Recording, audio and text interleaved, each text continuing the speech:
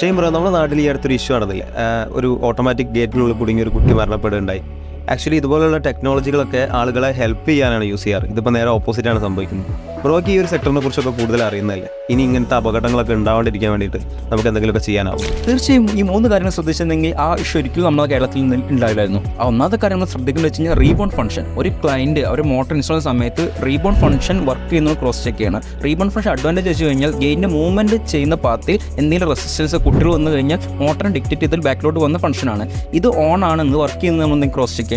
രണ്ടാമത്തെ കേസ് എന്ന് പറഞ്ഞു കഴിഞ്ഞാൽ നമ്മൾ ഫോട്ടോസെൽ സെൻസർ, നമ്മൾ ഈ ഇങ്ങനത്തെ ഇൻസിഡൻറ്റ് പ്രിവെൻറ്റ് ചെയ്യുന്ന ഒബ്ജക്റ്റ് ഡിറ്റക്ഷൻ സെൻസറാണ്. അത് എൻട്രിയിലും എക്സിലും 2 സൈഡിലും നമ്മൾ എന്താണ് സെൻസർ വെക്കണം. സെൻസർ വെച്ച് നമ്മൾ ആൾമോസ്റ്റ് 50% ആക്സിഡൻറ്റുകൾ നമുക്ക് പ്രിവെൻറ്റ് ചെയ്യാൻ പറ്റും. സ്റ്റിൽ റീബൗണ്ട് ഫംഗ്ഷൻ ആണ് ഇമ്പോർട്ടൻറ്റ്. മൂന്നാമത്തെ കേസ് നമ്മൾ ഗെയിൻ വെച്ച് കഴിഞ്ഞാൽ മാക്സിമം സ്മൂത്ത് ആകാൻ വേണ്ടിയിട്ട് യൂസ് ചെയ്യുന്ന വീലുകൾ ട്രാക്കുകളും SS-ൻ്റെ ഡബിൾ ബിയറിംഗ് വീലുകൾ ട്രാക്കുകളും എന്ത് ചെയ്യുക ഉപയോഗിക്കാൻ ശ്രമിക്കുക. അതിൻ്റെ കൂടെ തന്നെ നമ്മൾ ഗെയിനിൽ നമുക്ക് ഫോഴ്സ് എത്ര സ്പീഡിലാണ് ഗേറ്റ് മൂവ്മെൻറ്റ് ചെയ്യുന്ന അഡ്ജസ്റ്റ് ചെയ്യുന്ന ടോർക്ക് നമുക്ക് എന്ത് ചെയ്യുക ഒരു കസ്റ്റമറിനെ ചേഞ്ച് ചെയ്യാൻ പറ്റും.